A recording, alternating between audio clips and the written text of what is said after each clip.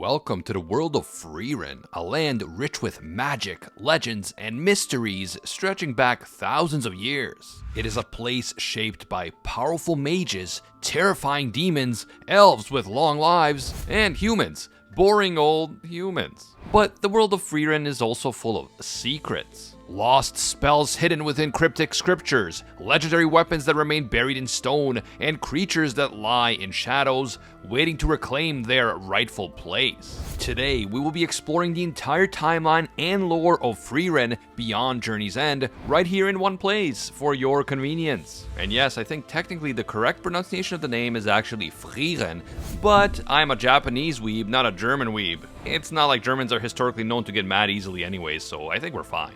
If you guys enjoy these types of videos and you want to see more in the future, leave a quick like to let me know. And of course, don't forget to subscribe and hit that notification bell so you don't miss future uploads. Part 1.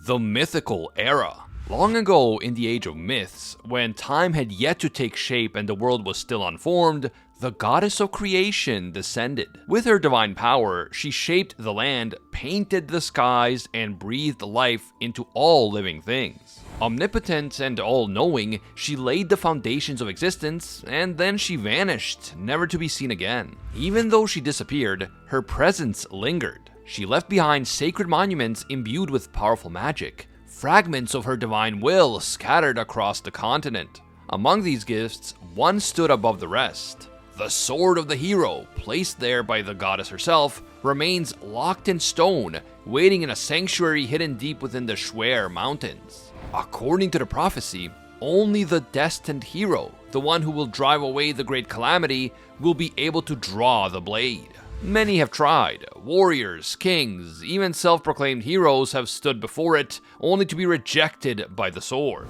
And so this sacred sword remains unclaimed. At the heart of these mountains lies the Village of the Sword, a small settlement built around this legendary blade. Its people have devoted their lives to protecting the blade, ensuring that only the rightful hero may claim it. Yet, to this day, no one has succeeded. But the sword of the hero isn't the only weapon that has shaped history. Some blades hold power beyond human comprehension, strong enough to rival even the strongest of spells. One such weapon is the Divine Cleaving Sword, a blade so powerful it is rumored to have shattered an entire mountain with a single strike. Where it came from remains a mystery. Was it forged by human hands, or was it yet another relic of the goddess? And yet, weapons and heroes were not the only forces stirring during this age. From dark, forgotten corners of the world, horrific creatures began to awaken. One of the most feared was the Spiegel, the water mirror demon. But unlike most demons that crush their foes with brute force or overwhelming magic, the Spiegel does not attack.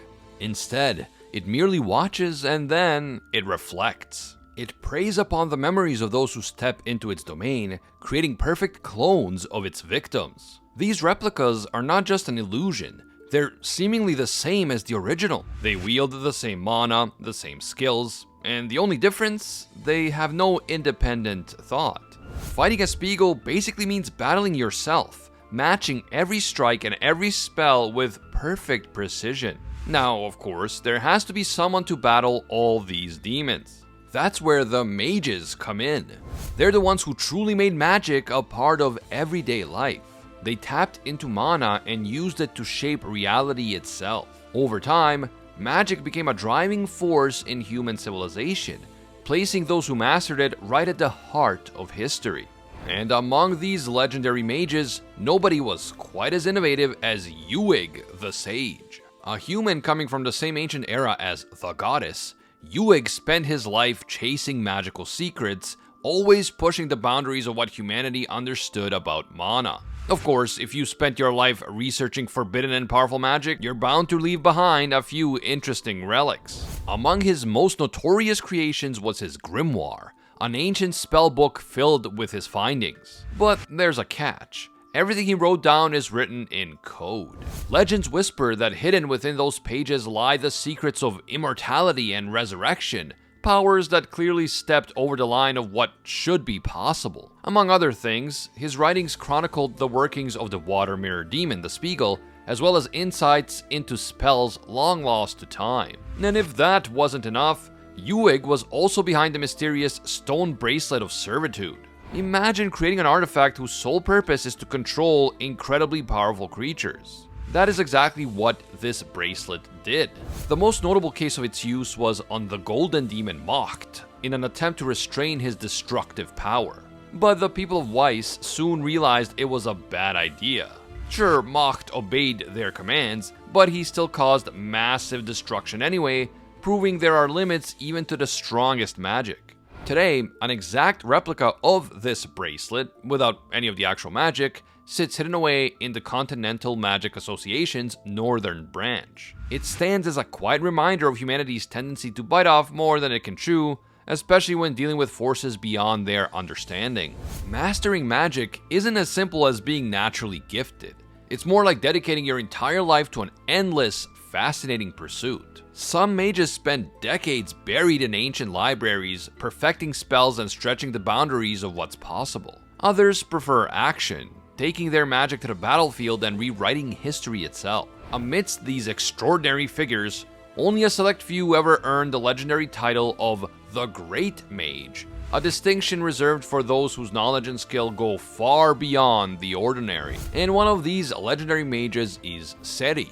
Unlike most who pursued magic for raw power or simple survival, Seti was different. She had an unquenchable curiosity, driven purely by a passion for learning. People whispered that her understanding of magic was practically divine. She seemed to know nearly every spell ever created. As an elf, she had all the time in the world to meticulously catalog it all, ensuring no spell was ever forgotten. As the world moved forward, darkness moved with it. A new and terrifying threat emerged: the Demon King. His arrival marked the start of a chaotic era filled with conflict. But even so, humanity wasn't helpless. About 1500 years ago, the goddess of creation gave humanity a gift: the Holy Scriptures. These sacred texts became the heart of faith, law, and magic. People said these scriptures held the will of the goddess, preserving stories from the mythical era and laying down divine rules for humanity to follow. But these are far more than just religious texts. Secretly encoded within their pages were powerful spells, magic known as the magic of the goddess. For generations, priests and scholars labored to decode these cryptic texts, though progress was incredibly slow. Even now, after centuries of work, only a small fraction of this divine magic has been unlocked. But even this small glimpse showed astounding power. Spells like the Three Spears of the Goddess, capable of devastating enemies with beams of concentrated divine light, and Seizure of Holy Punishment, which stripped opponents of their ability to use mana, revealed just how potent this magic truly is. And yet, maybe the most mysterious spell uncovered was Vialathor, a spell set to manipulate time itself. This proves that the magic of the goddess truly was unlike anything humanity has known. Now, the priests weren't the only ones devoted to the goddess. There was also another group who walked a very different path, and they are called the monks. They wandered from town to town, sharing the goddess's teachings and spreading wisdom wherever they went. These monks trained their bodies just as rigorously as their minds, and their goal was to find balance between the earthly and the divine, and hopefully share it along the way. And since we're talking about monks, we can't overlook Croft the monk. Croft chose the life of a traveler, trekking from village to village, helping those in need and becoming a legend in the process. He offered guidance, solved problems, and inspired people wherever he went. In fact, Croft made such a mark on history that people put up statues of him alongside a mysterious companion whose identity nobody really knew. Some thought this other person was a fellow monk, others guessed it might have been a devoted student, but whoever it was, their mystery only added to Croft's enduring legend. And so the mythical era came to an end, with just one question hanging in the air. Would the ancient wisdom held within the scriptures be enough to fight against the darkness? Part 2. The Unified Dynasty Era. After the Age of Myths, and before the rise of heroes we know today, there was a time known as the Unified Dynasty Era. Not much is certain about this period, but historians and fans love to speculate. The era itself likely got its name because several powerful noble families or rulers decided to join forces, forming one strong royal line. It is believed they controlled at least part of the northern territories, though the exact details have long since faded into history. The clearest trace they left behind is the structure we now call the King's Tomb.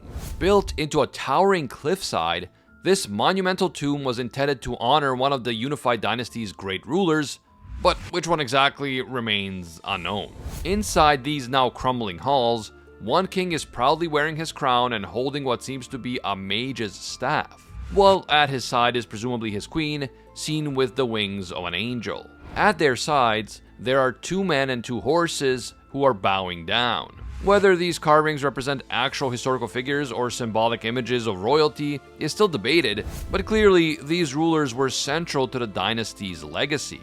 Over the centuries, the tomb fell into disrepair, gradually transforming into a dangerous, maze-like dungeon. Its chambers are filled with traps and are home to the notorious Spiegel. Thanks to Spiegel's powers, the dungeon became a feared and nearly impossible place to explore, which protected its treasures and its secrets from prying eyes.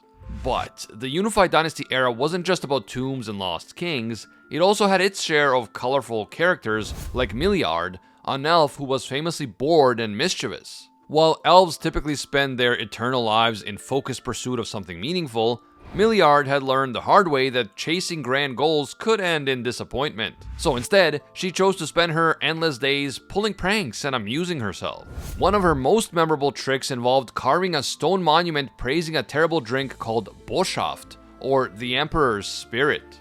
Despite its truly awful taste, Milliard cheerfully described it as the finest spirit in the world. To add more layers to the prank, she even hid a stash of bottles behind a magical barrier, leaving future adventurers puzzled and probably regretting their curiosity. And so, from powerful dynasties and mysterious tombs to prank-loving elves, the Unified Dynasty era left behind enough mysteries and mischief to fascinate and frustrate future generations.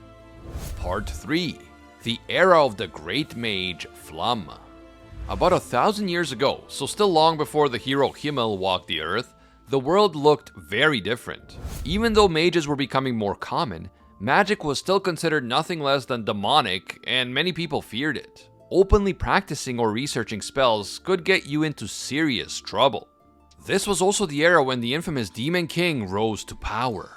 Ruthless, powerful, and alarmingly ambitious, he declared war against not only humans but elves too, ordering the destruction of entire elven villages. But let me tell you, these demons were humanoid, intelligent, and very skilled in magic. They each specialized obsessively in a single type of magic, mastering it completely. Even though they looked human, demons didn't have any concept of family or compassion. Also, for them, openly displaying their mana was a point of pride and a badge of dignity.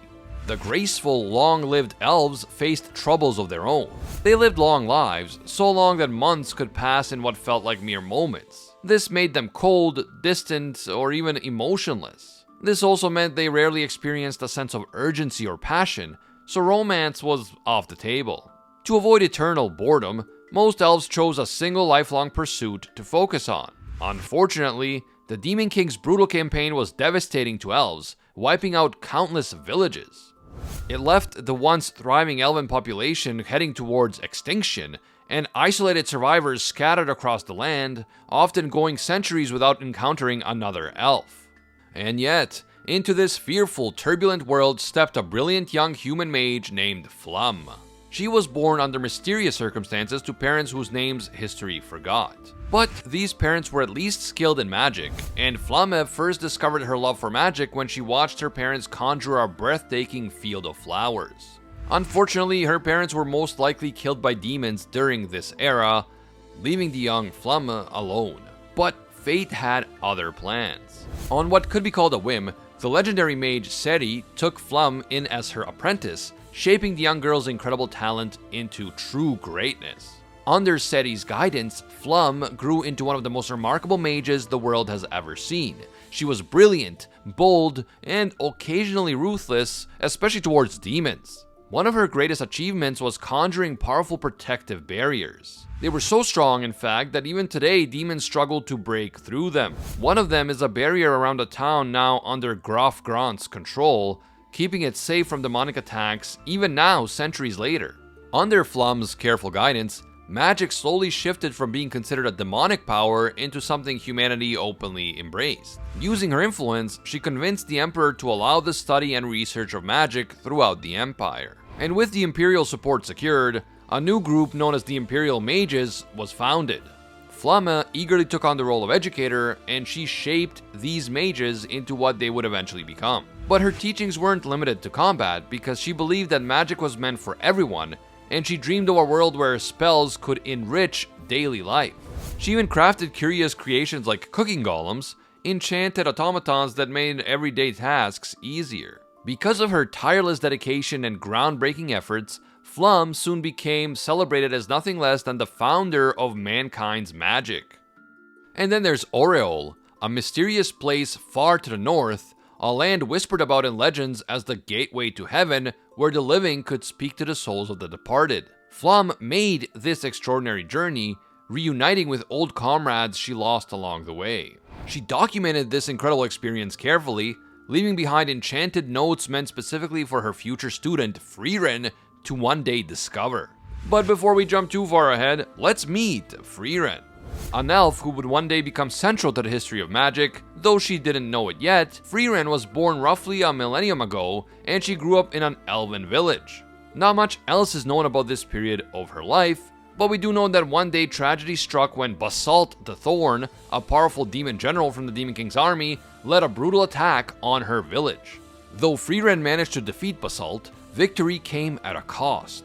The entire village was lost, and Frieren was wounded. In a twist of fate, Flum arrived just in time, rescuing Frieren from the ruins and swiftly defeating the 3 remaining demons who pursued them. At this time, she revealed her enormous mana that she kept concealed for so long. Moved by Frieren's strength, and perhaps seeing something of herself in the young elf, Flum took Frieren under her wing. She became her mentor, teaching her not only magic, but the art of hiding her immense mana. Flum's training was rigorous, but it had a purpose. She foresaw that one day Frieren would face a crisis, a grave mistake born from misunderstanding humans and the fleeting nature of their lives. And so, Flum prepared accordingly, leaving behind previously mentioned notes. These enchanted notes were hidden in a secret place known as the Vol Basin, settled within the lush farmlands and forests of the Breadth region. Specifically, they were guarded by a magical sapling planted by Flum, meant to protect a now ruined building deep within the basin's thick forest. Frieren was skeptical at first, but her mentor assured her that once fully grown, it would defend these secrets for over 1,000 years, long enough to be there when Frieren truly needed it. During their time together, Flum introduced Frieren to her own mentor, Seri. Frieren then decided that the greatest joy of magic is not in conquering or dominating others, but simply in the pursuit of knowledge and discovery itself. This statement annoyed the powerful mage Seri. But Flum saw the deeper meaning, and she was quietly confident in Frieren's unique perspective. In fact, Flum confided in Seri that she genuinely believed that Frieren would be the one to eventually defeat the Demon King. Seri was skeptical, but Flum's certainty remained unshaken. As the years passed, Flum grew older and began preparing Frieren for the day she would no longer be around. She taught her apprentice one final spell, her personal favorite, a beautiful enchantment that could instantly create an entire field of flowers. This was a simple magic, but to Flum, it represented everything good about the art that she had dedicated her life to. And before parting ways, Flum had one final piece of advice for Frieren: lay low and avoid the spotlight, because the moment she made her mark on history would only arrive when she finally defeated the Demon King. Knowing her time was near, Flum entrusted Frieren with her will, asking her to deliver it to Seri upon her passing. When Seri read the message, she wasn't exactly pleased, but she understood her student's intentions. Looking into Frieren's eyes, Seri warned that within 1,000 years, the era of humans would be upon them. And even more seriously, she cautioned Frieren that if she were to die, it would either be at the hands of the Demon King or a human mage. After Flum's passing, she hid in solitude, spending a couple hundred years quietly hidden away in a forest within the Central Lands. There, she kept her mana carefully concealed, honoring her mentor's advice. But solitude didn't always mean peace. About 600 years before the present day, Frieren faced one of her greatest challenges yet, Macht of the Golden Land. He was considered the most powerful among the 7 Sages of Destruction, who were a group of mighty demon mages who served directly under the Demon King. Unlike most demons, Macht was unusual. Not only was he immensely powerful and skilled both in combat and magic, but he also held a strange fascination with human emotions. Despite this curiosity, he struggled endlessly to understand them, often leaving destruction in his wake. When Frieren confronted Macht, the battle was fierce, and Frieren lost. Using his spell Diagolze, Macht turned Frieren's right arm into solid gold. This curse was unlike anything she had faced before. It was incredibly hard to dispel. It took Frieren an entire century, 100 painstaking years, to finally remove Macht's curse and regain her arm. Time continued to roll forward, each century quietly bringing new threats and new heroes. Over 500 years ago, another powerful demon emerged, a dangerous figure named Aura. Also known as Aura the Guillotine, she quickly rose to power, eventually joining the ranks of the infamous 7 Sages of Destruction, the elite demon generals. Aura wielded a fearsome magical artifact known as the Scales of Obedience, which, combined with her signature spell, Auserlese, allowed her to weigh the mana of her soul against an opponent's. Whoever had more mana gained absolute control of the other's body. Aura ruthlessly used this power to create an undead army, forcing countless warriors to submit to her will for over 5 centuries. Meanwhile, around 300 years ago, another familiar face entered history's stage, the wandering monk, Croft. As he traveled the world spreading the goddess's teachings, Croft had an unusual encounter. He met another elf, which was a rare occurrence indeed.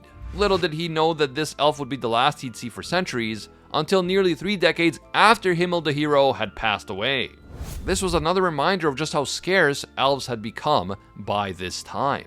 Elsewhere, the village of a dwarf who would become a legend was being destroyed, and his name was Eisen. One day, demons attacked and destroyed his village and killed his entire family. Only Eisen managed to escape. As a dwarf, Eisen was naturally sturdy and strong, part of a resilient and industrious species known for their skill in mining and blacksmithing. Dwarves weren't quite as long-lived as elves, but they certainly outlasted humans, with lives stretching well over 3 centuries. Eisen's tragedy set him on a path that would eventually lead him to join a group of heroes powerful enough to face the Demon King. But that would be in our next era. It was an age that had seen magic transform from something feared into a powerful force embraced by humanity. This era signified the passing of the torch from mentor to student, and Frieren would be the one to continue to carry on the legacy of her mentor. Part 4. The Era of Humans. After the era of the great mage Flum came to a close, the new era of humans began. This was finally the time for the humans to make their mark on history. The era started quietly, in a small town where 2 children named Himmel and Heiter were born. The 2 boys lost their parents at a young age, finding themselves growing up side by side in the town's orphanage. Despite their rough childhood, they formed a deep bond of friendship, one that would shape their entire lives. One day, while gathering herbs in the woods, young Himmel got lost. It was there, deep in the forest, that he first encountered Frieren, our elf mage who long kept herself hidden from the world. Frieren guided the lost Himmel safely back towards the village, but not before leaving a lasting impression on him by showing him a simple magic spell, a vibrant field of flowers. This brief meeting would plant the seed for Himmel's lifelong fascination with magic, and it set him on the course of fulfilling his destiny as a hero. Meanwhile, far away in a village near the Kino mountain pass, a dwarven blacksmith named Kaisel was carefully crafting a replica of the legendary sword of the hero. As we know, the real sword still remained in stone, not yet drawn by anyone.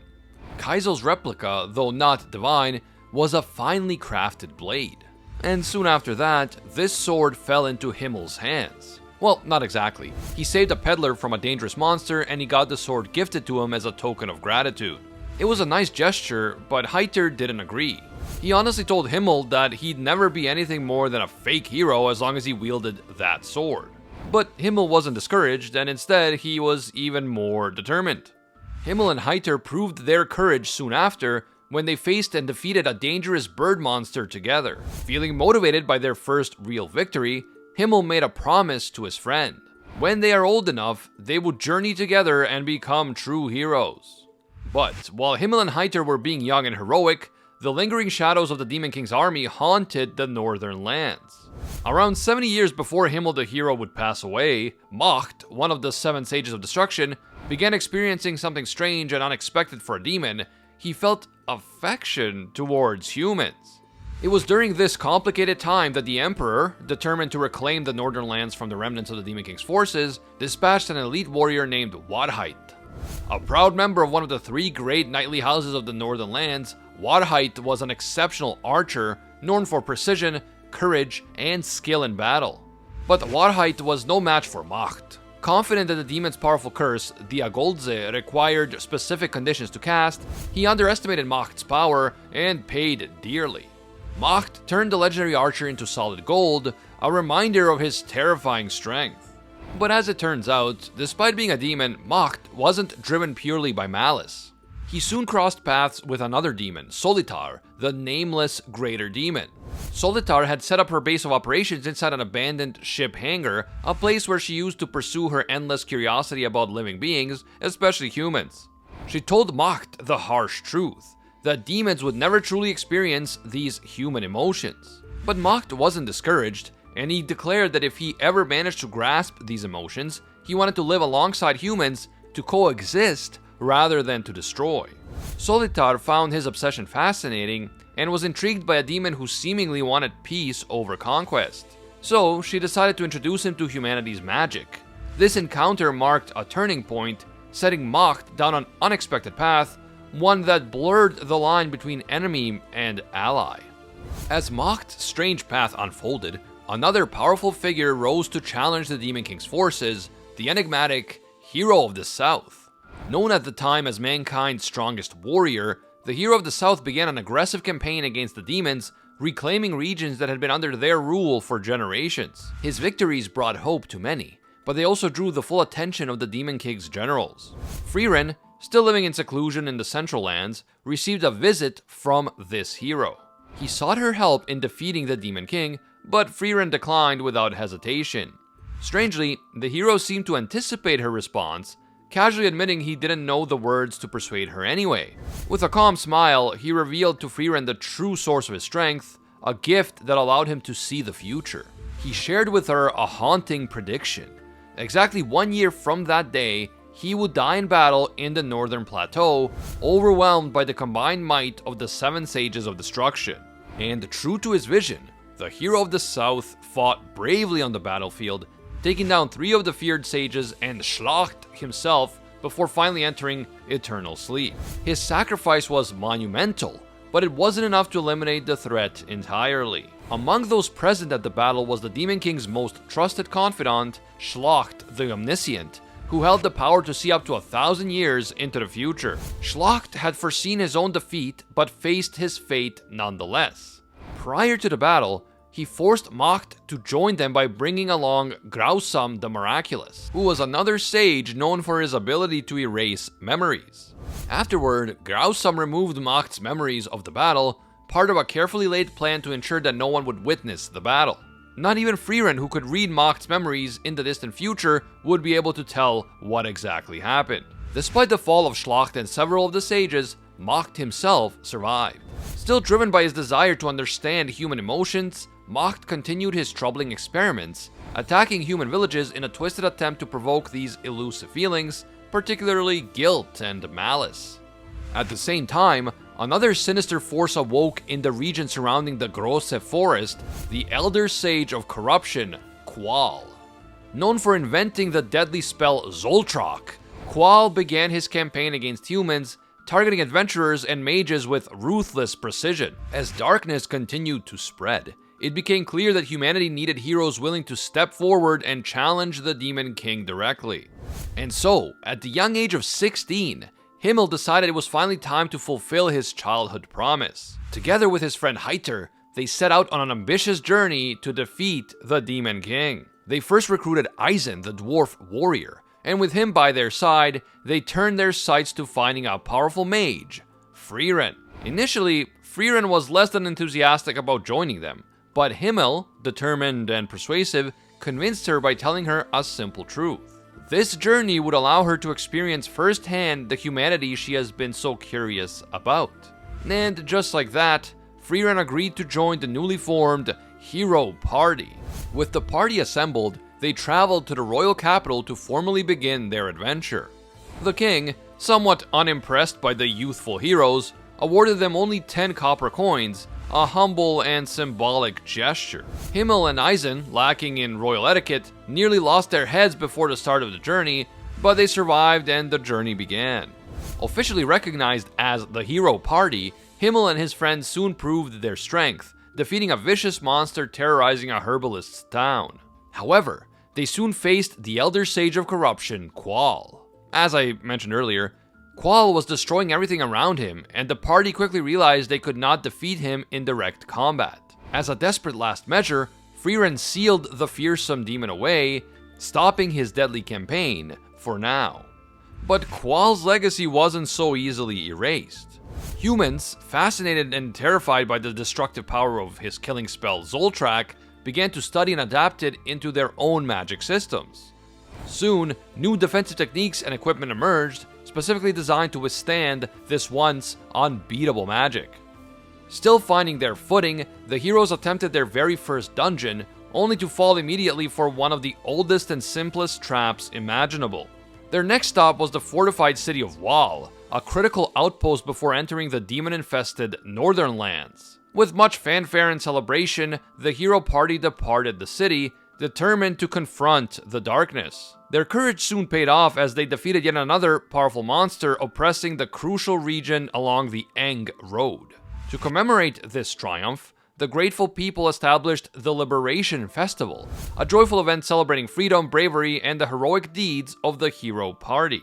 As the Hero Party continued, their path crossed with Aura the Guillotine, one of the feared Seven Sages. After a fierce battle, the heroes managed to decimate most of Aura's forces, forcing her to flee into hiding. Yet, not all of Aura's followers met their end, and one of her subordinates, a cunning demon named Lugner, survived. We'll talk more about him later. During the fight, the demon Linny, another of Aura's followers, closely observed Eisen in combat. Linny carefully analyzed the warrior's mana and copied his fighting techniques, highlighting just how quickly demons can adapt. But the hero party didn't always spend their days fighting demons. Occasionally they had encounters with other adventurers. One such adventurer was Foss, who fell for Milliard's scheme Boshaft. He was obsessed with finding the legendary drink and asked the hero party to help. But Frieren, who knew exactly how awful Boshaft tasted, quickly refused. Yet their greatest challenge still awaited them. The hero party soon encountered Bose the Immortal, a fearsome sage of destruction famed for his impenetrable barrier magic. Bose trapped them within his powerful barrier for nearly 2 months. Thankfully, Frieren eventually managed to break his magic. Bose, enraged and fixated on Frieren, failed to notice Himmel approaching from behind until it was too late. His immortality shattered and Bose fell, utterly shocked by his defeat. The tale of this victory quickly spread across the northern lands, turning into stories told around campfires and later compiled into popular books. The hero party continued their journey, conquering their next challenge, the Thousand Mirror Tower. With each step, they cemented their place in history, moving closer to their goal. 31 years after the hero Himmel passed away, Frieren's party reached a particularly mysterious place known as the Kino Pass, a forested checkpoint linking the Empire to the northern plateau. Hidden within these woods stood one of the sacred monuments blessed by the goddess of creation. When Frieren touched the monument, she found herself transported back into the past, 53 years before the hero Himmel passed, and 7 years into the hero party's journey. On her first day back in the past, the hero party faced danger in the form of Zart the Remnant, a demon guarding the goddess's monument. Zart's teleportation magic had brutally executed Imperial soldiers, but despite his power, he stood no chance against Frieren, who unleashed the future spell Zoltrak, eliminating him. The party pressed on, determined to solve the mystery of the monument, and they began to search for clues. They took an escort request from a merchant, protecting him from attacks along the road, but despite that, solid information remained elusive. Eventually, a barkeep pointed them towards a ruined village and a hidden cathedral rumored to have more clues. On the 6th day, they arrived and found themselves in front of the Abyssal Dragon, the strongest of the draconic species. After an intense fight, they won, slaying the dragon and clearing the path towards their next lead. On the 7th day, their quest brought them to a familiar face, the dwarven blacksmith Kaisel, who had crafted Himmel's replica. Kaisel directed them towards his old village, now overrun by monsters. Clearing the village, the party discovered the secret of the monument, hidden within the Holy Scriptures in a chapter known as the Time-Traveling Bird. Within this chapter was the spell Vialathor, capable of returning Frieren to her original time. Himmel vowed that after they defeated the Demon King, he and the party would decipher the spell fully and carve it into the goddess's monument.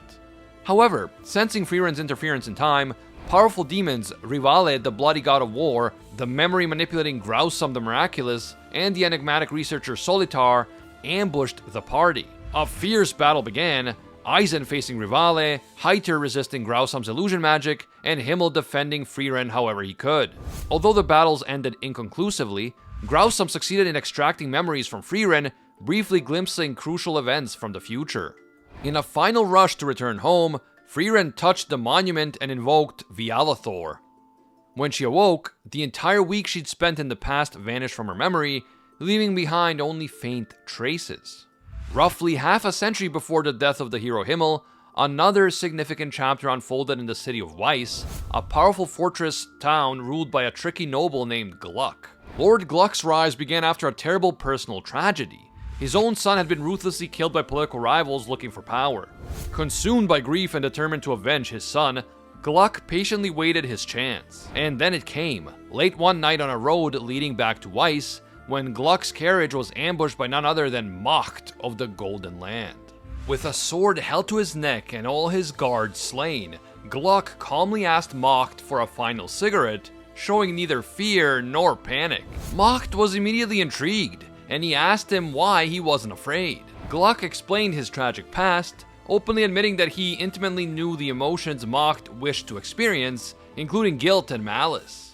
Gluck saw his chance and he offered Macht a bargain. If Macht would eliminate Gluck's rivals, then Gluck would teach Macht about these human emotions. Macht accepted. Within 6 short months, he methodically assassinated the corrupt noble families who had wronged Gluck, solidifying Gluck's complete control over Weiss. Under Gluck's cunning administration, and with Macht's power discreetly supporting his rule, the city began to thrive and prosper. Meanwhile, as these turbulent events unfolded in Weiss, the hero party finally reached their greatest challenge yet. They reached the northernmost region of Ende, a frozen land shrouded in darkness. There stood the Demon King's castle. The heroes entered, fought, and finally defeated the Demon King, bringing peace and hope to humanity at last. In the aftermath of their victory, Frieren discovered a rare magical item, a Shadow Dragon's Horn, which is a powerful artifact used for summoning. She took the horn and casually asked Himmel to hold onto it for her. And with that, the era of humans came to an end. After many victories and losses, the world was forever changed by the courage of a few heroes. Part 5. The Era of Peace. With the Demon King defeated, the world finally exhaled. The long war was over, and peace had returned. The hero party made their way back to the royal capital, traveling across lands now free of the looming threat of destruction. Along the way, they fulfilled a few final requests. Word of the Demon King's fall spread quickly. Back in Weiss, Gluck informed Macht of Himmel's victory, and officially named him the Gluck family personal mage, and then the city erupted in celebration. Back in the royal capital, a grand celebration was held. It was a moment of collective joy where the people gathered not just to celebrate a victory, but to honor the hero party. The Era Meteors came, a rare celestial event that occurs every 50 years and is said to mark great turning points in history. The hero party stood together below the glowing sky, making a promise to meet again to see the meteors from a special place that Frieren knew. And of course, with peace came change. Frieren departed to travel the continent, eager to uncover forgotten spells and magical secrets. Heiter returned to the holy city of Strahl, where he would take on the role of the bishop, continuing his service to the goddess of creation. Eisen chose a quiet life, settling in the Breadth region, and Himmel remained in the royal capital, embracing a life of simplicity. Once a year, he made the journey to the Grosse Forest, ensuring the seal on Qual remained undisturbed. While peace spread across the land, life quietly continued in the fortified city of Weiss. Here, a young boy named Denken was born. And although there was peace, as usual, peace was fragile. The world was still haunted by remnants of the past, and Denken's own parents were killed by demons. But for this seemingly very unfortunate kid, luck was finally turning. He was taken in by Gluck, the lord who had been ruling Weiss with the help of Macht, the Golden Demon. By this time, Macht had already defeated General Schrag the Thunderbolt, the one who had been leading the last remnants of the Demon King's army in a desperate attack on the city. Macht returned victorious and was welcomed as a hero, his presence still comforting to the people who had come to trust him. As I mentioned before, Macht had become the official mage of the Gluck family, and so Denken studied under Macht's watchful eye, unknowingly learning from one of the most powerful beings alive. Denken grew into a skillful mage and began serving in the Imperial Army, where his abilities gained recognition. He wasn't alone in his rise either, because his childhood friend and fiancée, Lecture, a daughter of the Gluck family, stood by his side. Though frail in body, she was always a bright presence in Denken's life.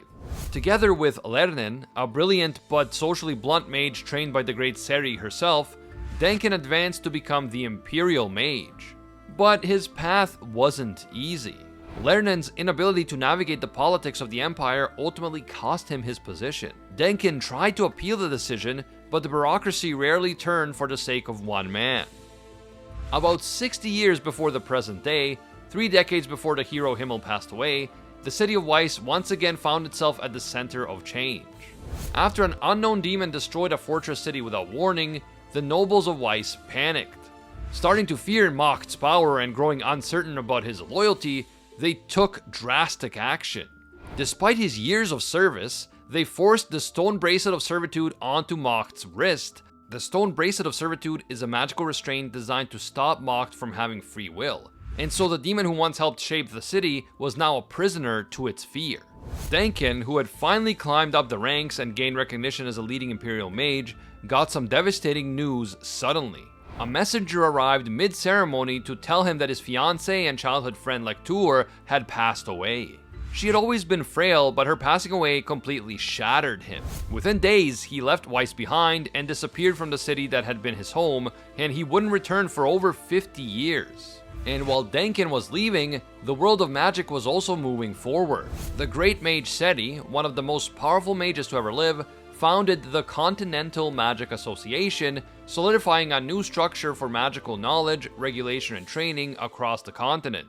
And her first-class mage was none other than Lernen, the same socially blunt prodigy who once served with Denken in the Imperial Army. His brilliance was now fully recognized. But around this time, the peace finally shattered. 50 years before the present day, something terrible happened. Macht finally broke. Still bound by the Stone Bracelet of Servitude and desperate to understand human emotions like guilt and malice, he turned the entire fortress city of Weiss into solid gold with a single spell, Diagoldze. Before casting the spell, he walked beside Lord Gluck, who reflected on their 30 years together. Macht admitted that the time they spent together was irreplaceable to him, and Gluck accepted his fate and lit a final cigarette with Macht's flame and smiled.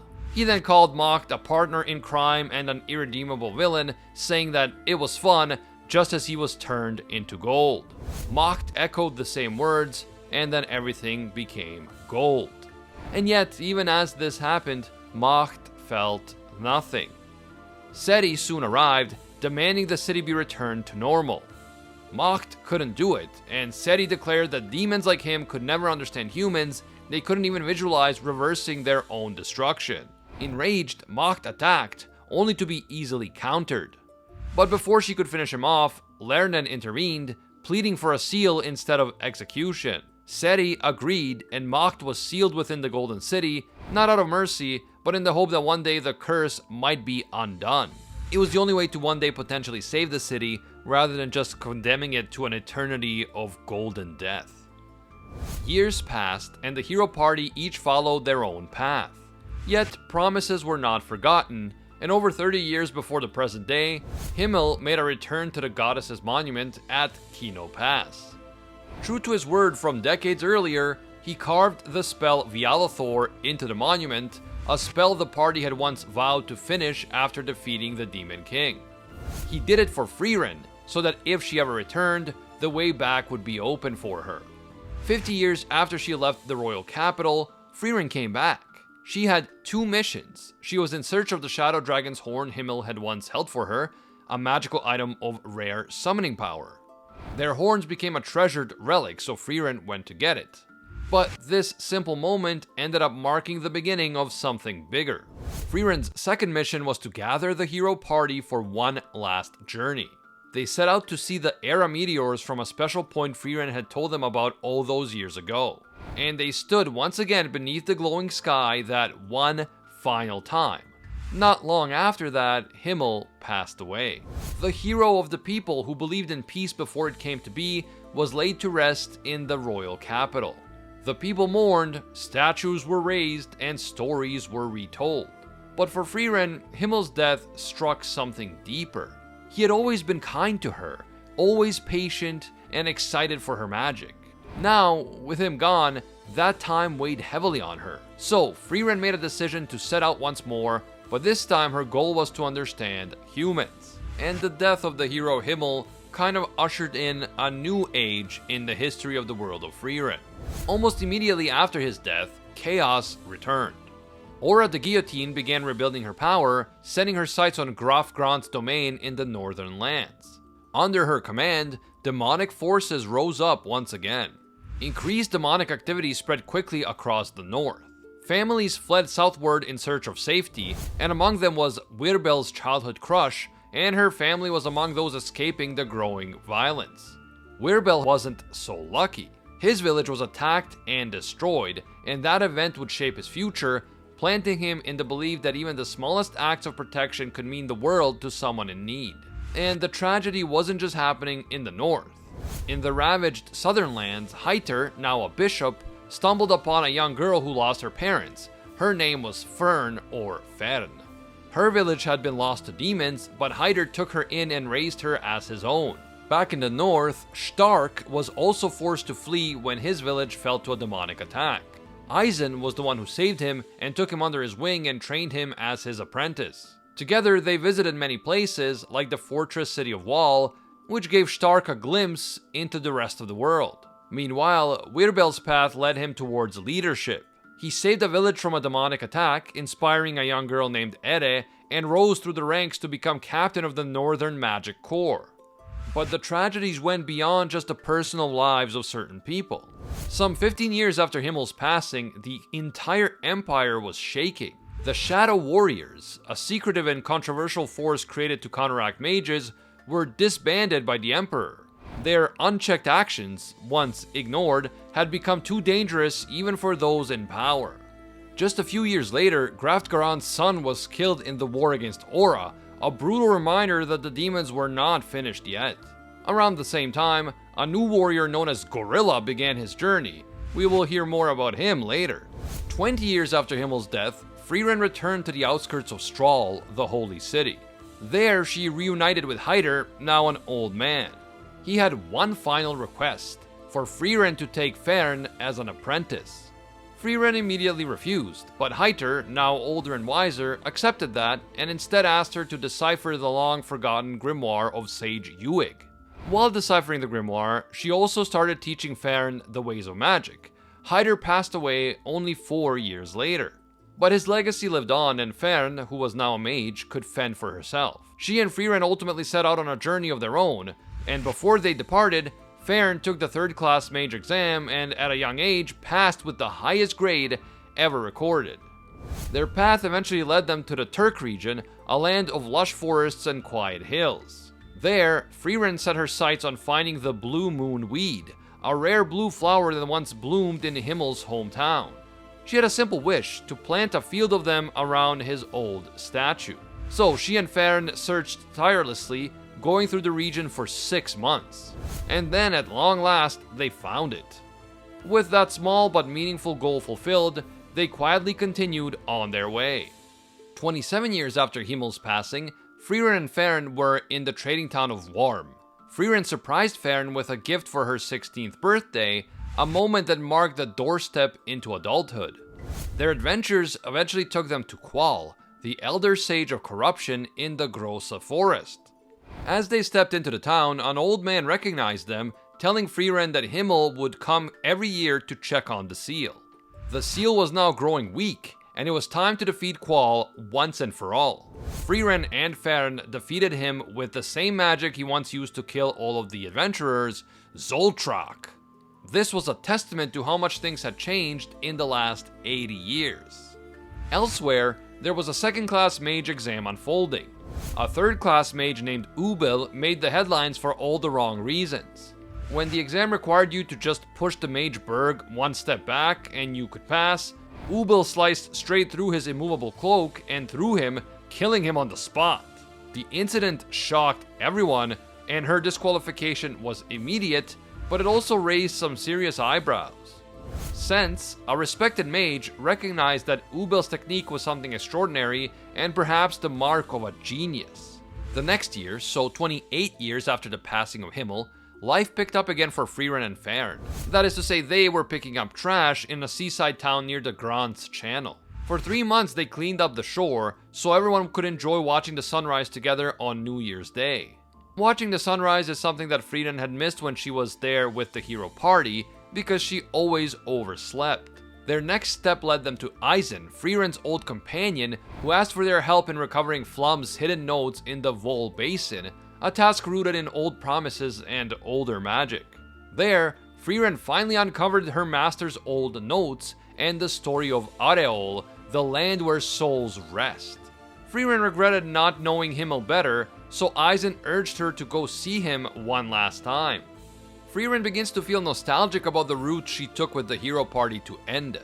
She decides to recreate it with Frieren again, but this time to Areol. They said goodbye to Eisen and headed out, and soon they would have to face a monster called Einsam in the Will region. Einsam was a predator who mimicked lost loved ones to lure in prey. However, with focused mana and resolve, Frieren and Frieren overcame him.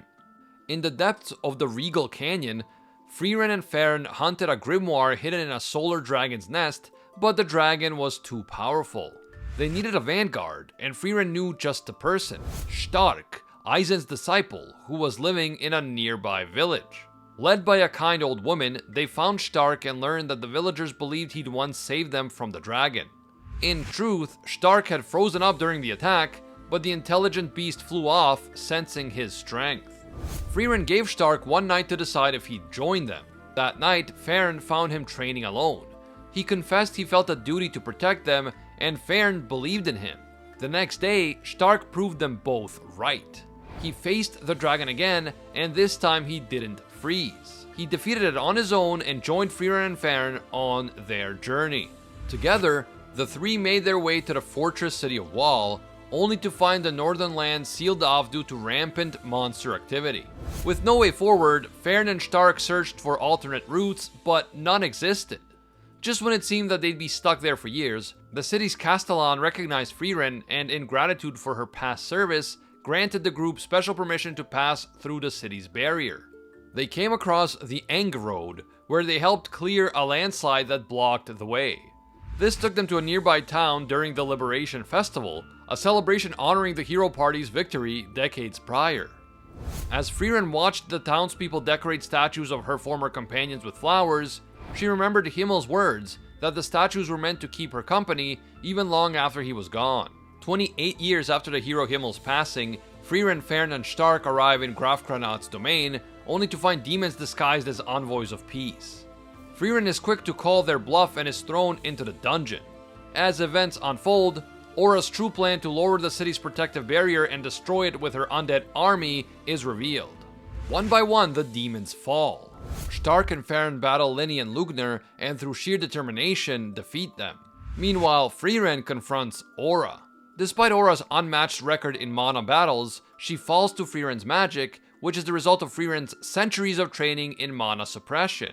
With the battle over, the party is honored for their victory, and Frieren humbly asks for a fake grimoire of Flum as her reward. As they depart, Graf Granat tells them that if they want to go to Ende, the party will first need to go to Auserst and receive a first-class mage certification with the Continental Magic Association. But on their way there, the trio is caught in a snowstorm near the Schwer Mountains and finds refuge in a small cabin. Inside is Kraft, a wandering monk and elf. He welcomes them, and they spend 6 months waiting out the harsh winter, with Kraft expressing belief in the goddess and Frieren quietly declining to be praised in her name. When spring arrives, they part ways, continuing their journey northward. As the party carries on north, their path first takes them to the village of the Sword. As we know, that is the place where the sword of the hero was said to have been placed by the goddess. But now, the village faces demons lurking near the sanctuary. The hero party made a promise to return and help protect this sacred place, and Frieren keeps their word, swiftly eliminating the threat. Not long after, in the calm fields of the Apetite region, Frieren and Fern celebrate Stark's 18th birthday. Though the party had faced their fair share of hardships, they still made time to mark the small, meaningful moments in life. Next, they reached the village near the Alt Woods, where they met a stubborn, sharp-tongued priest named Sign. At first glance, he didn't exactly scream adventurer material. He was grumpy and perfectly content to stay in his little corner of the world. But underneath that crusty exterior was a man haunted by what-ifs. His childhood friend, Gorilla Warrior, had left on a journey 10 years ago and never returned. Though Sign claimed to have given up on him, the truth was more complicated. It took a failed gambling challenge, a touch of Himmel-style persuasion from Frieren, and one emotional heart-to-heart with his brother to finally get Sign to open up. He admitted that the real reason why he stayed behind was guilt. His older brother had once put his own life on hold to care for Sign, and Sign couldn't bear the thought of abandoning him. But when his brother told him without hesitation that he had no regrets and that it was time for Sign to stop holding back, something changed inside him. With a renewed sense of purpose, Sign joined the party, determined to find his long-lost friend. 29 years after the hero Himmel's passing, the party found themselves journeying through the Bond Woods. It started out as a simple wagon ride, but things quickly took a turn when a massive bird-like monster swooped down and lifted the entire wagon into the air. Frieren jumped out mid-air and blasted the creature, saving everyone, though the wagon didn't survive the landing. As they worked on repairs, Frieren realized that she had lost a precious keepsake, a mirrored lotus flower ring once gifted to her by Himmel. With Farron's help and a little magic from the merchant they saved, Frieren recovered the ring. Holding it again, she smiled, remembering why she held onto it in the first place. Soon after, the party made their way to the Loeb Hills and stumbled upon a sleeping village. Sign quickly realized that the villagers were cursed by a monster. But before they could react, Stark and Frieren fell victim to the same sleeping curse. When the monster appeared, it was the subspecies of the chaos flower that reflected magic. When the curse was successfully lifted, the party received the villagers' thanks and continued on. In the fortress city of Vorig, the group met Lord Orden, who had recently lost his eldest son, Wirt, in a battle of demons. Struck by Stark's resemblance to his late son, Orden asked Stark to impersonate Wirt for a short time to help boost the city's morale. Initially hesitant, Frieren agreed after learning of the party's funds. Stark stayed for 3 months, learning etiquette, swordsmanship, and more, even dancing with Frieren at a high society gathering. In the end, Stark gently told Orden he couldn't replace his son, and they parted ways on good terms. After Vorig, Frieren's party visited an old dwarven warrior named Vol in the Klar region. Frieren and Vol shared some memories of their past, while Stark received some serious training. Before they left, Vol asked Frieren if she still remembered Himmel's voice and face. She did, but Vol said he didn't remember his wife's, and said he had dreamed of her recently. With a quiet farewell, Frieren promised to carry Vol's memory. Their next stop was a village along the Roar Road, where they met Sign's older brother and discovered the story of Gorilla. As the days passed, Sign struggled with whether to continue traveling with the party or to go after Gorilla, who had headed in the opposite direction. In a heart-to-heart with Frieren, Sein admitted he was afraid of regrets. Eventually, he chose to part ways and to continue his journey to find his friend. After saying goodbye to Sein, Frieren's party pushed forward onto the Offen mountain range. Frieren and Stark cared for her using notes Sein had left behind. As they gathered herbs, Frieren realized Fern was growing up, though she still saw her as the little girl she'd taken in. With the medicine prepared and Fern healthy, the trio resumed their journey, now stronger than ever. Nearly 30 years after the passing of the hero Himmel, the trio finally reached the snowy city of Auserst in the Cool region. With the first-class mage exam only 2 months away, the party settles in while Frieren and Fern begin their intense preparation. Though Fern officially qualifies, Frieren is granted special permission to participate after her holy emblem is recognized. Meanwhile, elsewhere in the north, the monk Kraft briefly crosses paths with the mage Ubel, who's also heading to the exam. When the time comes, the mages gather in Grobe Basin. The proctor, Genau, explains the first exam. Teams of 3 must catch a rare stillbird before sunset the following day. With all the team members present, the basin is sealed with a powerful barrier, and the chase quickly turns competitive. Frieren is teamed up with a quirky duo, Lawine and Kanne, while Fern ends up with Ubel and Land. Fern captures a still early, but things spiral into chaos as teams start sabotaging each other. As the teams clash, Fern's group fends off attacks from Wirbel's elite squad. Fern holds her own against Ere, while Ubel carefully escapes death by stalling Wirbel until Fern forces a retreat. Meanwhile, Frieren's patience pays off and she captures a still, only for it to be stolen by the fast-moving mage Laufen. Denken, who seeks to test himself against Frieren, challenges her directly. Despite his overwhelming spells, Frieren defeats him using simple, precise magic and even shatters Seri's supposed unbreakable barrier, drawing the Great Mage's attention. Lawine and Kanne defeat Denken's teammate Richter using the rain, and Denken's group ends up brawling with another team to secure a still. In the end, 6 teams pass the first exam. Frieren and Fern go out for sweets and run into Denken's team at a restaurant once visited by the hero party. Frieren reflects that while the flavor has changed since Himmel's time, it's somehow even better now. Elsewhere, Ubel begins tailing Land, intrigued by his magic. Back at the inn, Lawine and Kanne gift Frieren sweets to thank her for helping them pass, which reminds her of Himmel's belief that even small acts can make someone unforgettable to others. At the ruins of the king's tomb, the second stage of the first-class mage exam begins. Led by Sense, this round challenges the mages to enter a dangerous labyrinth and defeat the Spiegel, a monster from the mythical era capable of conjuring clones. Frieren and Fern enter first, joined later by the remaining candidates.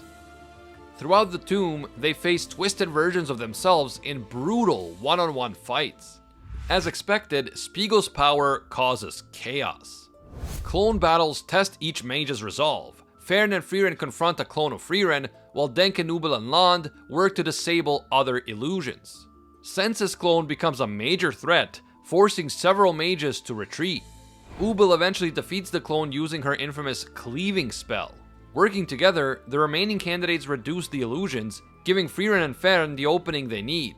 After a fierce battle, the real Frieren finishes off Spiegel with Zoltrak, and out of the 18 mages, 12 pass the exam. During a short rest, Frieren has Fern's broken staff repaired by Richter, while Fern quietly struggles with her emotions. Though Frieren seems aloof, the gesture of having the staff fixed helps Fern understand her mentor's quiet way of caring. Seri, displeased by the results of the second exam, announces that she will personally oversee the final exam. The third stage is simple, a one-on-one interview with Seri, who uses her instincts to judge worthiness. Fern impresses Seri with her potential and unique perception of mana. Seri even offers to take her on as an apprentice, an offer Fern refuses. Meanwhile, Frieren is disqualified, not for lack of skill, but because of Seri's personal grudge. Seri believes in magic as a tool for war and dominance, and she favored those who pursue strength, structure, and legacy. Frieren, on the other hand, sees magic as something personal, even playful. Seri finds this worldview to be foolish, even offensive. To her, such sentiments represent a waste of talent. So when Frieren sat before her, Seri's decision was already made. Ultimately, Frieren, Denken, Ubel, Land, Wirbel, and Methode pass. Afterwards, Denken thanks Frieren for reigniting his love for magic, while Wirbel reflects on how Himmel's old stories helped shape his ideals. Seri grants each new first-class mage a special magical privilege, and Frieren chooses a spell to keep clothes eternally spotless. But of course, the chapter doesn't end without a little drama. Seri has Frieren banned from all Continental Magic Association facilities for the next 1,000 years. Soon after that, Lernen, Seri's apprentice, challenges Frieren, hoping to do something memorable. Frieren declines the fight, assuring him that Seri remembers all her students. With the exam behind them, Frieren's party says their goodbyes quietly, simply, and without tears, just like Himmel did in the past. After departing, Frieren's party travels through the Saum Marches, where they are trapped in a cave lined with magic nullifying crystals. With magic useless and a venomous apex dragon nearby, Frieren panics, but Frieren trusts Stark. Thanks to him, they escape together. In the Great Sanft Forest, they run into Wirbel's party at a fork in the road. Wirbel asks Stark to help at the northern front, but Stark declines, telling Frieren it was her encouragement that helped him choose his path, and they part on good terms. Next, in Fabel village, they are asked to clean a statue, surprisingly not of Himmel, but of the hero of the south. As they work, Frieren recalls meeting him a century ago and the promise he left her. Even unseen heroes can shape the future. Seeing his statue, she realizes that he had done exactly that. In Graf Doc's domain, a sword retrieval turned grim when they discovered a demon disguised as a priestess had eaten the villagers. Frieren manages to see through the demon's deceit, and they defeat the demon, remembering Himmel's vow never to ignore those in need. Their journey then takes them to the Etwas Mountains, where they search for a secret hot spring, only to find it is too shallow and so it's only good for a foot bath. Still, they enjoy the beautiful landscapes. In the fortified city of Heiss, Stark nervously asks Frieren out on a date. With Frieren's help, he plans everything. Frieren notices the date felt more like it was set up by Frieren than Stark, but she appreciates the effort. Later, Frieren sees how cheerful Frieren is. Crossing into the Nachricht region, they face monsters right away. When asked to help a local village, Stark wonders why anyone would stay in such danger, but a villager has an answer. His family's memories were rooted in the land. And in the Bier region, the party meet Foss, a dwarf who had spent 2 centuries searching for the legendary drink Bolschaft.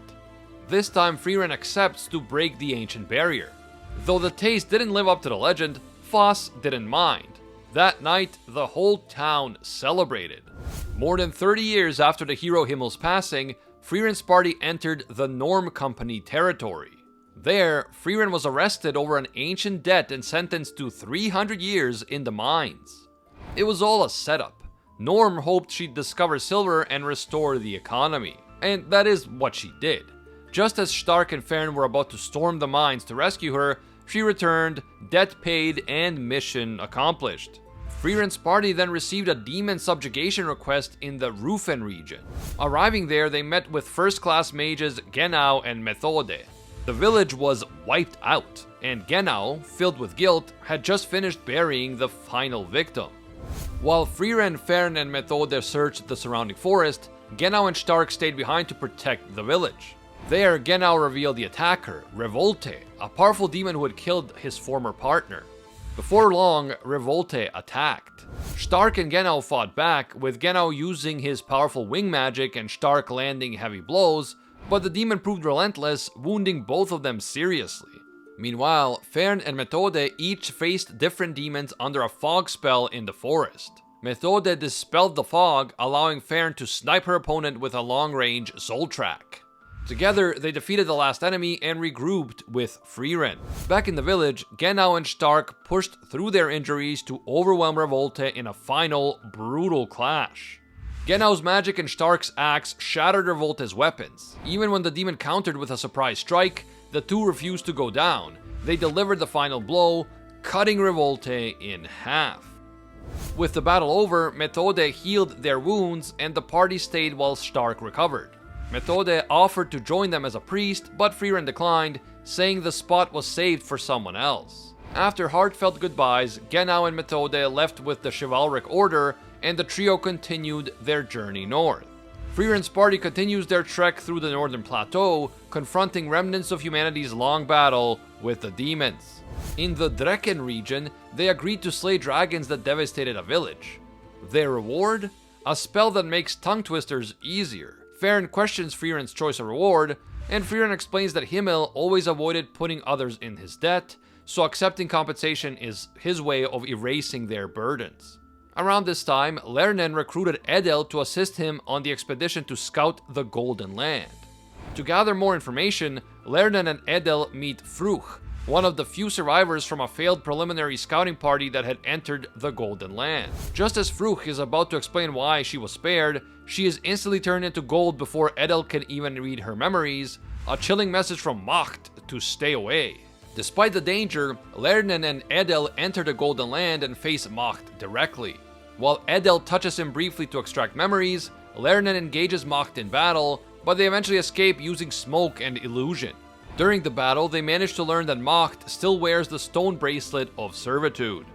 Elsewhere, Denken reunites with Lernen and Edel. They assign him to watch over the barriers sealing the Golden Land. Though the region has been quiet, Denken had no intention of simply guarding it. After revisiting his hometown and his late wife's grave, he resolved to restore the land. While waiting out the winter rains at Lake Corridor, Frieren's party takes a request to retrieve Himmel's lost memoir. They find it in an abandoned monastery, but the ferryman, sensing Frieren's sadness while reading it, refuses the book as payment. Instead, he lets them cross the lake, moved by her lingering love for her fallen comrade. At the Great Tor Canyon, they meet Gehen, a dwarf who built a bridge after his village was destroyed because soldiers couldn't cross in time. In exchange for a pancake flipping spell, Frieren helps exterminate the giant bird monsters threatening the bridge. Gehen, his purpose now fulfilled, decides to settle in the new village, surprising Frieren with the resolve of a man who's found peace. Later, in the snowy Schmal snowfields, the party hunts monsters to earn money at a crystal mining camp. They succeed and are rewarded with funds for their journey. Their path leads them to the Weiss region, where Frieren's party joins Denken in the Golden Land. Frieren initially refuses to help fight Macht, who once defeated her, but reconsiders after remembering Himmel's belief in seizing even the smallest chance of victory. Frieren's group and Denken decide to meet Macht peacefully inside the Golden Land. Though Macht shows no hostility and even serves them tea, Frieren realizes that there will never be true understanding between demons and humans. Meanwhile, Macht sees in Frieren a potential bridge to that understanding, but one that must be tested through battle. Back in the Barrier Keeper's hut, Denken explains that because he is a native of Weiss, Macht is magically compelled to obey him. Yet, defeating Macht would not dispel the curse, as the magic persists even after his death. When Frieren asks about Macht's memories, Denken admits he has only begun to explore them, and she volunteers to help, hoping that the answers to ending the Golden Land's curse may lie within. Frieren and Denken continue their analysis of Macht's memories, and this drains Frieren to the point that she can't move, relying entirely on Frieren for support. Solitar then appears at the edge of the Great Barrier of the Golden Land. She claims to be there to witness the end of Macht's attempt to coexist with humanity, and to help by dismantling the barrier. Her analysis took 2 months, and it ended just before Frieren finished her own. Once the barrier collapses, Frieren senses a powerful presence equal to Macht's, and alongside Stark, they confront Solitar. She reveals herself to be a greater demon, fascinated by human stories and emotions, and she attacks them while casually conversing with them. Despite being wounded, Frieren and Stark hold their ground. Frieren manages to damage Solitar's arm with a rapid-fire variant of Zoltrak, impressing the demon. Just as Frieren adapts by increasing her magic's density and nearly lands a critical hit, Macht's Diagolze floods the battlefield, turning both Frieren and Stark into gold. Meanwhile, Denken confronts Macht, who expresses his intent to erase all witnesses and begin anew. A battle begins, and Denken reveals that Seri granted him Mistilziella, a curse reversal spell that turns Macht's gold against him. I'm starting to think that the creator of Frieren really hates YouTubers and just wants us to fail miserably with all these pronunciations. Anyway, Macht counters by escalating his attacks. Solitar also joins in, and to evade her blades, Denken disables Mistilziella and allows himself to be turned to gold, his last act which is to serve as a silent apology to Frieren. With the battlefield now sealed in gold, Solitar joins Macht. She then discusses her findings. Frieren had successfully dispelled Aura's Auserlese, an achievement previously thought impossible. She argues that even if humans don't understand demon magic, they can overcome it through observation and intuition. Macht is intrigued, and he realizes that Frieren has likely studied Diagoldze for a century. For her part, Frieren dreams of her time with the hero party, recalling how Himmel once helped her visualize the impossible. With his memory driving her, she awakens and dispels Diagoldze on Denken. Before being freed from the curse, Denken finds himself in a dream where he's greeted by his late wife Lecture. Believing himself to be defeated, he tells her that it's over, but she reminds him of all the times he never gave up.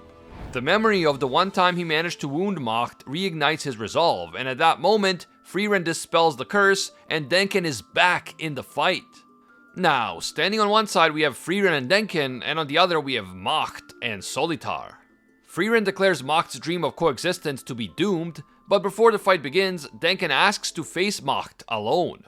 Frieren agrees and turns to face Solitar, who eagerly launches a barrage of mana blades. Using her reflection magic, Frieren defends but quickly realizes Solitar has lured her away from the city. Though injured, Frieren remains calm until Solitar urges her to stop holding back and praises her centuries of mana control. As she acknowledges Farron's strength, Frieren asks about Farron and Stark, and Solitar coldly says that she killed them.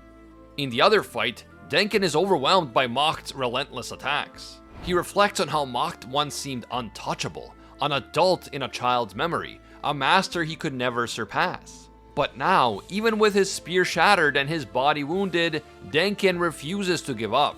Just as Macht prepares to end the fight once and for all, Frieren's magic ripples across the city, dispelling the Golden Land's curse. When Macht asks why he waited, Denken replies, "You play your trump card when victory's in sight," which is exactly what Macht had taught him. Denken then declares that they have come to a draw. Back to Frieren, Solitaire is shocked that Frieren managed to analyze the curse mid-flight. But before she can act, Farron blasts her with Zoltrak from above. Stark catches Farron as she collapses, and Solitar, now dying and smiling, praises the spell. Frieren asks if she plans to beg, and Solitar asks, "Do you want me to?" Frieren replies with a no, and kills her. Calm, cool, and based. Macht stumbles through the city bleeding. Reflecting on Solitar's words, he feels shame for fearing death. He finds Gluck and kneels before him, sharing one final smoke with him. When Denken arrives, Macht threatens to take Gluck hostage. Gluck calmly moves and tells Denken to finish it, to which Denken obliges. 3 days later, Denken wakes up in restored Weiss. Frieren told Gluck what happened, so Gluck thanks Denken. Stark is now back to training while Farron recovers from the battle. Frieren assures her that it's all okay and that they've all earned their rest. Before leaving, they say goodbye to Denken and Gluck, who's ready to face justice now that the noble's corruption has come to light. With that, Frieren's party continues north. They eventually reach the Ernst region, a poor but vital area linking the northern plateau to the Empire. There, they are asked to stop a creature ruining the crops, and Frieren accepts in exchange for a grimoire. The culprit turns out to be a harmless ancient golem made by Flum, and she disables it before moving on. In the Wiesen Mountain Pass, an herbalist gives them a strange fruit he claims fell from the sky. After investigating, they spot a massive sky-range dragon, an ancient creature that descends only in death. They gather rare herbs from its back, give it to the herbalist, and continue on their way. At Kino Pass, a border delay leads Frieren to suggest visiting the monument of the goddess. After days of hiking, they finally find the ruins. Frieren touches and restores the monument, and then she suddenly hears Himmel's voice. Turning around, she finds herself face to face with the hero party, but 53 years in the past. After returning from the past, Frieren realizes no time has passed in the present, but the magic at the monument is now fading, proof that her time travel was in fact real. As they head back, Farron wonders why there were no monsters. They meet a soldier going to offer prayers at the monument, explaining the road is a military route. He actually recognizes Frieren from Himmel's visit decades ago, and he says that Himmel came for her. The party continues forward, and they reach Bonn village during the Liberation Festival, and so they join in the celebration. The statue of Himmel looks nothing like him, but Frieren lets it be because the villagers really believe in it. She recalls how tales of Himmel were exaggerated even right after the Demon King's defeat, but she now understands that it's the spirit behind these stories that really matters. Next, in the Empire's Farb region, the party finds an overturned wagon and a woman terrorized by monsters. She offers a nightmare jar for payment if they help her.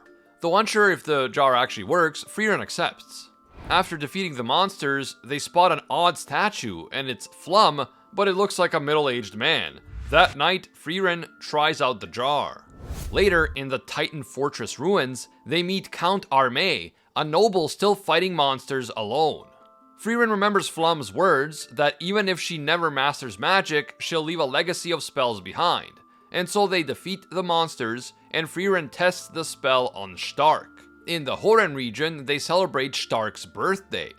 Frieren spends the day trying to give him her gift, new gloves, while Stark helps everyone he meets. When she finally gives the gloves, she says his old gloves were proof of his effort. Touched, Stark remembers Eisen's similar words and vows to keep growing. Frieren surprises him with hamburger steaks. At this point, 31 years have already passed since the hero Himmel passed away. The party stops in a quiet village in the Aufgabe Federation.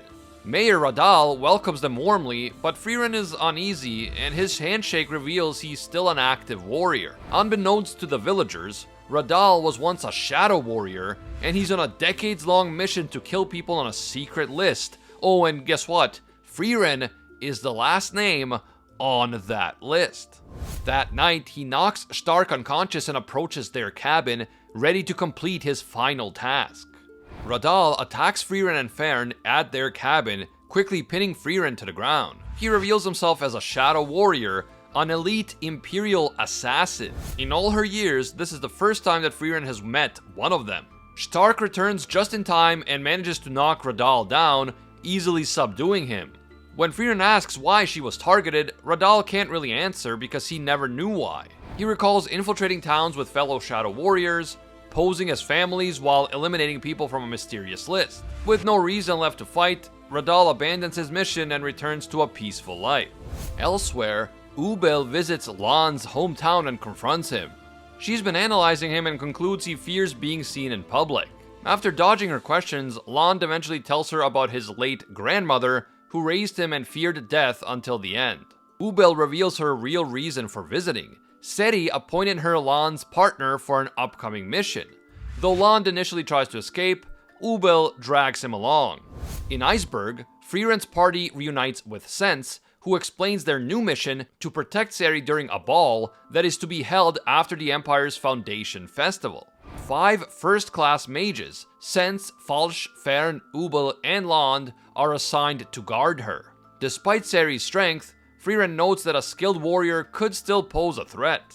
Sense and Falsch are to serve as her personal guards due to their experience in close combat.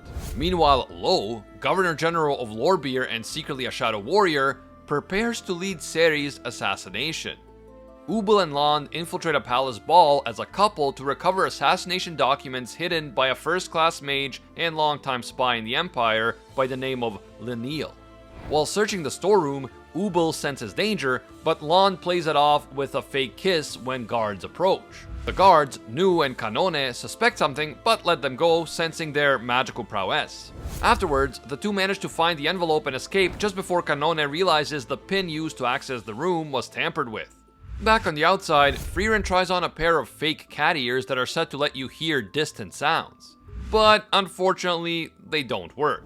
Watching from afar, Lo and his butler talk about Frieren, agreeing that she is a potential problem. But with the plan underway, they're prepared to sacrifice all honor to ensure their victory. Ubel and Land continue their escape through the Empire's streets. Land explains that the Empire's special forces are its strongest mages, not just spellcasters, but soldiers trained for war.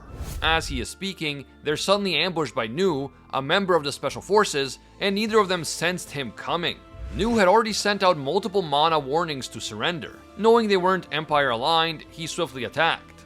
Ubel counters with her binding magic, but Nu breaks free and blinds her. While Ubel assumes that Land has fled, Nu senses otherwise. Land then steps out, not to fight, but to surrender.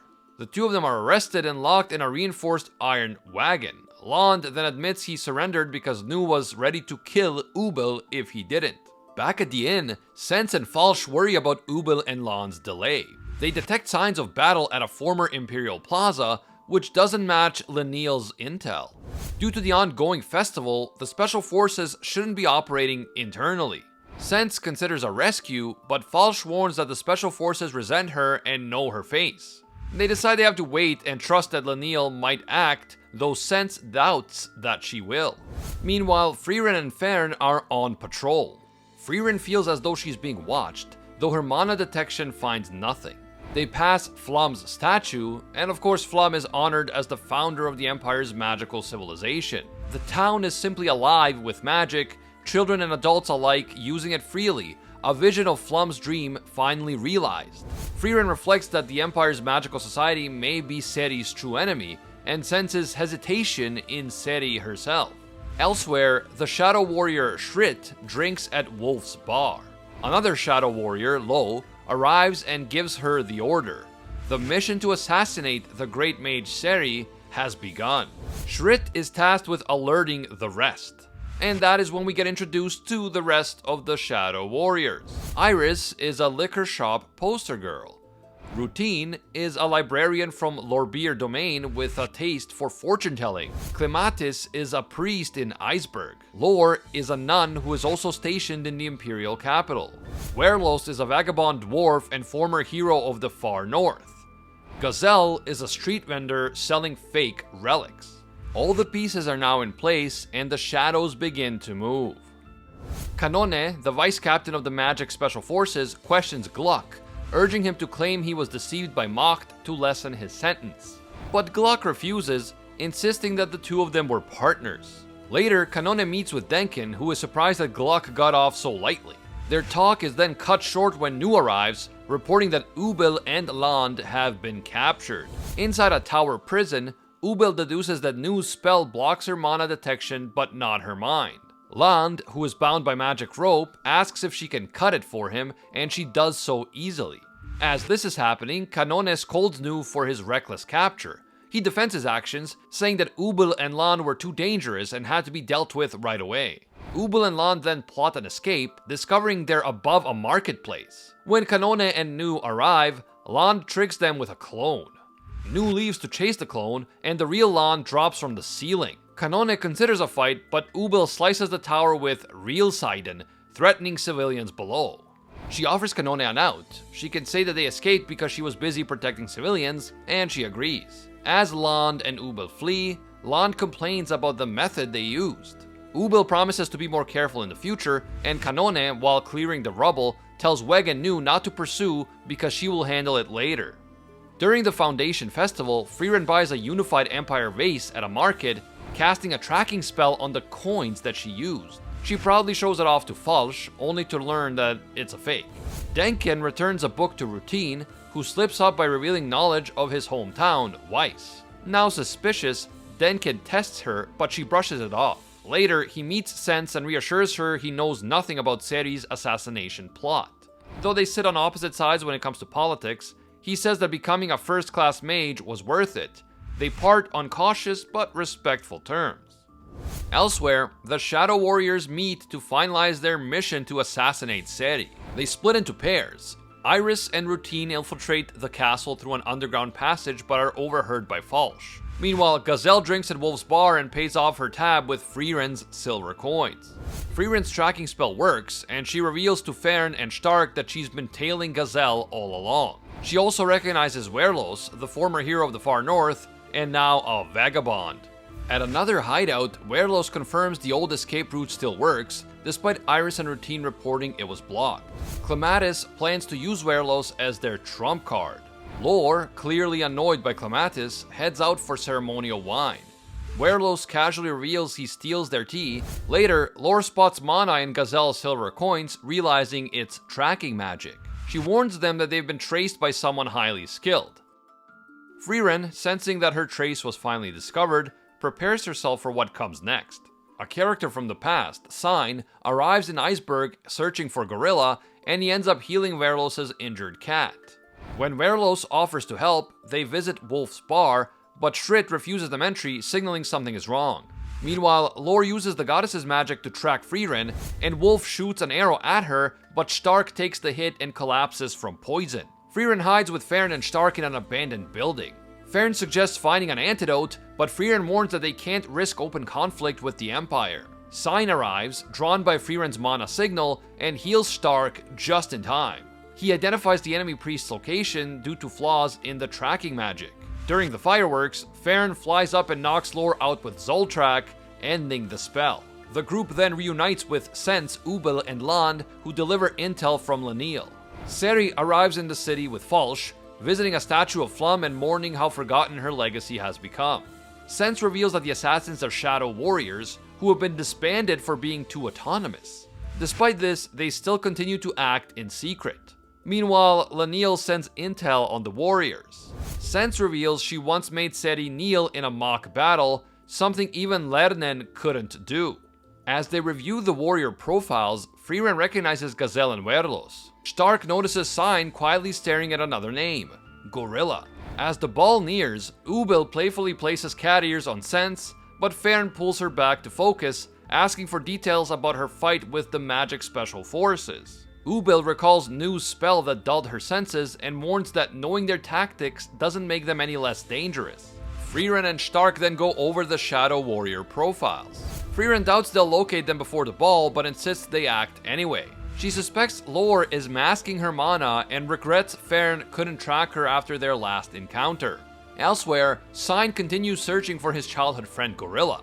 Verlos points him to a blacksmith, Kreese, who denies his past. In a flashback, Sign shares that his friend wanted to be remembered, even if Sign forgot his real name. Verlos tells Kreise that Sign is now with Frieren, but Kreise won't back down if they meet in battle. Lore recovers from Frieren's Zoltrak, while Iris and Routine note Clematis hasn't forced her back to the front lines yet. Later, Clematis plays chess with Lo.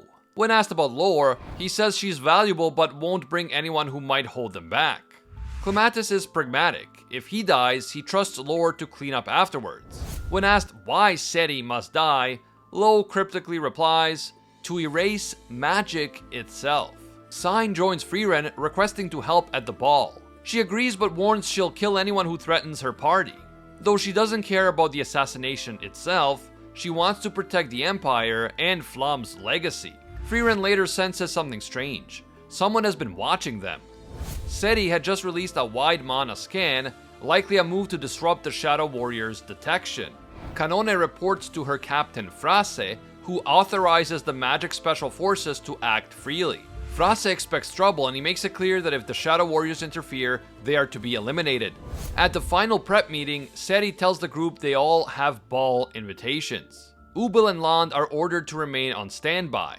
Land complains about being paired with Ubel, but Ciri says no one else would have dragged him into the mission. She reminds him he needs to learn how to handle her chaos. As everyone dresses up, Frieren struggles with her hair, prompting teasing from Ciri, until Frieren steps in to help. Ciri insists that she never forced Frieren's party into this, and says it was Sense's idea to involve them. Frieren remains quiet, but resolute. Sense later asks Ciri why she chose this specific group. Ciri says it's because they all asked for magic unrelated to power. Magic to ease burdens, find loved ones, and help others. In that, Ciri sees mages who may one day surpass her. Finally, dressed and ready, Frieren and the team enter the ballroom while Ubel and Land remain outside, waiting for what's to come. And that is where the manga leaves us as of the making of this video. It has been a truly grand journey so far, spanning thousands of years, and it's not even over yet. From the beginning of the goddess's creation, through silent scars of Mocht's golden curse, to the dance of deception now unfolding in the heart of the Empire. Across decades and centuries, Frieren and her companions have faced more than just monsters. They've faced the weight of legacy, the grief of immortality, and the quiet question of what it means to truly live.